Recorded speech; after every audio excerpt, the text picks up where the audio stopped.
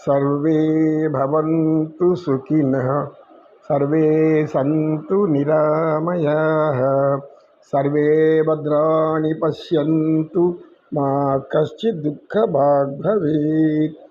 ओम शांति शांति शांति। तत्सर्वं श्रीकृष्णार्पणमस्तु। कृष्णं वंदे जगत्। పరం జాతస్య ధ్రువం మరణం అంటే నాయన మరణం అనేది తప్పదు కదా. సరే జన్మ అనేది నమ్మకం లేకపోతే వదిలే, మరి పుట్టిందని సరిపోతున్నాయి కదా, మనం ముందు అన్నీ పోతున్నారు కదా. ఈ యొక్క చిన్న జీవితంలో, నీటి బుడగంత జీవితంలో ఎందుకు పనికిరాని పాపకర్మలు చేస్తావు అంటే, నీకు నేను ఒక బాధ్యత అప్పచెప్పాను. ఏ బాధ్యత, ఎవరికి ఏ బాధ్యత అప్పాను, ఏ బాధ్యత అప్పచెప్పాను, ఏ బాధ్యతతో మిమ్మల్ని జన్మనిచ్చాను, అనేక విధాలుగా ఉండవచ్చు. మనం పేదరికంలో పుట్టామని అయ్యో ఈ పేదరికంలో కుమిలిపోతూ ఉండేవాళ్ళని తలుచుకుంటే నీకు దుఃఖం కాకుండా ప్రశాంతత ఎక్కడ కలుగుతుంది? భగవంతుడు మనకి స్థితి ఇచ్చాడు. మన కింది స్థాయి వాళ్ళు చూడండి, భిక్షగాలు అడుక్కుంటుంటారు. అదేవిధంగా అనేక మంది రోగిష్ఠులు వాళ్ళు పాపం అనేక రోగాలతో బాధపడుతారు. వారికంటే మనం పర్వాలేదు మెరుగు కదా అనుకోవాలి. అంటే భగవంతుడు అందరికన్నా హీనమైన స్థితిలో ఉండేవారికన్నా కూడా మనల్ని కొంచెం ఉన్నతంగా ఇచ్చారు కదా, ఇంకేం కావాలి? అంతేకాని వాళ్ళలాగా మనం ఎందుకు ఉండలేము, ఇంత సంపాదన నాకెందుకు రాదు, ఎందుకు అనుకుంటే ప్రాప్తం అంతే. ప్రాప్తము అనేది అంతే. ప్రాప్తాన్ని బట్టి జీవితం జరుగుతూ ఉంటుంది, జన్మ వస్తూ ఉంటుంది. ఏ జన్మలో నీకు ఎంత ప్రాప్తమో అంతే. ఎన్ని ప్రయత్నాలన్నా చెయ్యి, ఎన్నెన్నా చెయ్యి. అదే మన పతంజలి మహర్షి అంటారు, వివేకానంద స్వామి వివరిస్తాడు, సతిమూలే ద్వీపాకో జాత్యాయిర్భోగ అంటే కర్మలను అనుసరించి, మన పుణ్యకర్మలను అనుసరించి, మన పుణ్య ఖాతాలు ఎంత ఉంటుందో దాన్ని అనుసరించి, పాపకర్మలు ఎన్ని ఉంటాయి ఆ పాపకర్మలు అనుసరించి జన్మలు ఉంటాయి, జాతి ఉంటుంది. జాతి అంటే మానవ జాతి, అందులో కులాలు కాదు. అది కులాల గురించి చెప్పలేదు. కులాలుగా సమస్య కాదు, కులాలు మనం సృష్టించుకున్నాం, జాతులు సృష్టించాడు. మానవ జాతి, వృక్ష జాతి, జంతు జాతి, అనేక చిన్న చిన్న జీవరాశులు, అనేక జాతులు, పక్షి జాతులు ఎన్నో ఉన్నాయి. అది జాతి. కనుక జాతి అనేది ఎలా వస్తుందంటే మన భోగభాగ్యం, మనకు పుణ్యఫలంగా వస్తుంది, పాప ఫలంగానూ వస్తుంది. కనుక మనం ఈ పతంజలి మహర్షి గారు చెప్పిన ఈ యొక్క వాక్యం సతిమూలే సూత్రం. అది సతిమూలే తద్విపాకో జాత్యాయుర్భోగ. జాతి, ఆయుష్, భోగము, సౌకర్యాలు ఇవన్నీ రావాలంటే మన కర్మలే కారణము. తెలుసుకోండి నాయన, తెలుసుకొని ఇప్పటి నుంచి పుణ్యకర్మ చేయండి. గత వదిలేసండి. గతం ఎప్పుడు మనసులోకి తీసుకురాలి. గతం ఎప్పుడైతే మనలోకి వస్తుందో, మనం దూరుకుంటుంటుందో అంతవరకు మనకు దుఃఖం తప్పితే ఇంకొకటి ఏమీ మిగలదు. ఎప్పుడు బాధ, ఎప్పుడు దుఃఖం, ఎప్పుడు ఆవేశం, ఎప్పుడు ఆక్రోశం. ఇది నాకు వస్తే బాగుండు, ఆ మేడలు నాకుంటే బాగుండు, ఇవన్నీ నా గట్లో ముందు పడిపోతే బాగుండు అనేంతవరకు కొంతమంది, అనేక మంది మిత్రులను తమ అవసరాల కోసం అడుగుతూ ఉంటారు.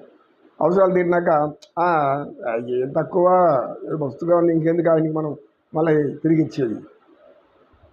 పుచ్చుకున్నాక అప్పని తిరిగి ఇవ్వాలి, ఇది జ్ఞానం. డబ్బు తీసుకున్నాక ఏరు దాటి అతనికి ఏరు మల్లన్న, ఏరు దాటి అట్ట వెళ్ళాక బోడి మల్లన్న అన్నారంట. ఇలాంటి సామెతలు ఎన్నో ఉంటాయి. ఇలాంటి జీవితం ఉండకూడదు. మనం ఇలాంటి జీవితం గడపకూడదు. ఎవరైతే మనం సహాయం చేస్తారో వాళ్ళని ఎప్పుడు కూడా భగవంతులా గుండెలో పెట్టుకోవాలి. ఆ సహాయమే నీకు ఉన్నతమైన స్థితికి తీసుకెళ్తుంది. ఎందుకంటే అది రుణం. ఈ రుణం అనేది మనం ఎప్పుడైనా తీర్చుకోవాల్సింది. ఏ వయసులో అయినా ఎప్పుడైనా మనం తీర్చుకుంటేనే మనకు పుణ్యకర్మను సంప్రాప్తమవుతుంది. కనుక పుణ్యకర్మలు చెయ్యాలి.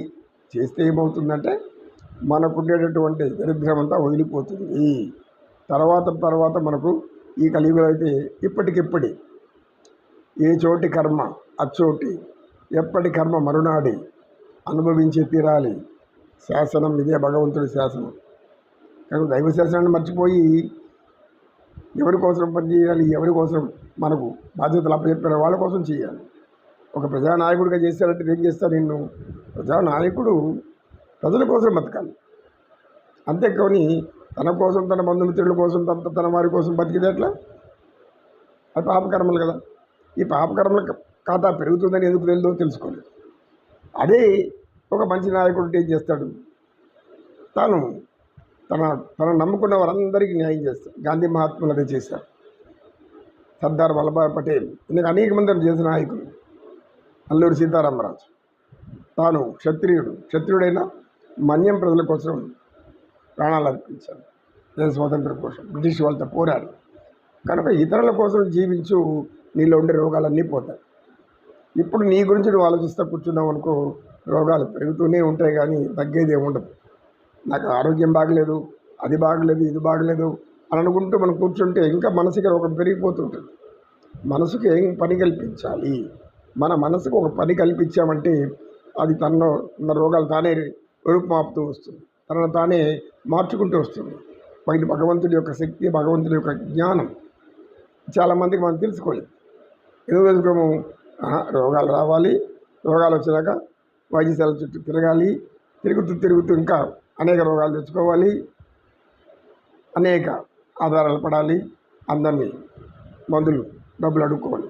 ఇదే కథ. కనుక స్వయం కృషి, స్వయం సిద్ధంగా బ్రతుకు.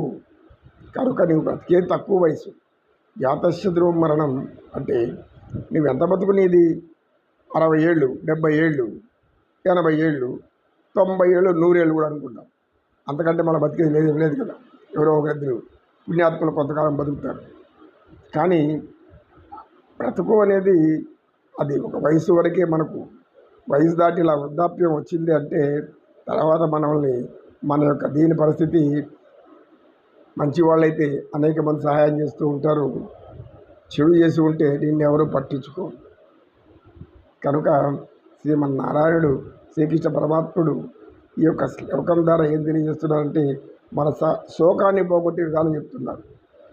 నీవు నిజాయితీగా, నీతిగా, దయా, జాలి, కరుణ, ప్రేమ ఇవన్నీ నీకు పుణ్యాన్ని ఇచ్చేటివి.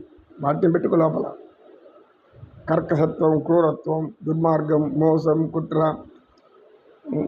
ఎవరిని ఎలా ఎప్పుడు దోచుకోవాలి, ఎవరిని ఎలా హింసించాలి, ఎవరిని ఎలా నాశనం చేయాలి, స్త్రీలను, పసిపిల్లలను హింసించేవాళ్ళు, కొట్టేవాళ్ళు, బాధించేవాళ్ళు అనేక పాపాలకు లోనవుతారు. స్త్రీలు అంటే పుణ్యస్త్రీలు. ఒక స్త్రీ ఏదో వేరే దారిలో పోతున్నట్టు దానికి కారణం మగవాడే అంటాడు. ఎందుకు? దొంగ తీసుకోవాలని కోరిక మనసులో మగవాడికి పుడుతుంది. ఈ ఆశలు చూపిస్తారు. ఈ ఆశలు లొంగిపోయి స్త్రీలు కొందరు పాపం బ్రతుకుని ఎడారి చేసుకుంటారు. ఇలాంటి వాళ్ళు కూడా మనం ఆలోచించాలి. మనం ఎవరిని నమ్మాలి, ఎవరిని నమ్మకూడదు, ఈ విషయం స్పష్టంగా చెప్పడానికి పరమాత్మ చెప్తాడు. నీకు ఒక జీవితాన్ని ఇచ్చాను, దానికి ఒక గమ్యాన్ని ఇచ్చాను, ఆ గమ్యంలో ప్రయాణించు. ఎలా ప్రయాణిస్తావు? త్రికరణ శుద్ధి.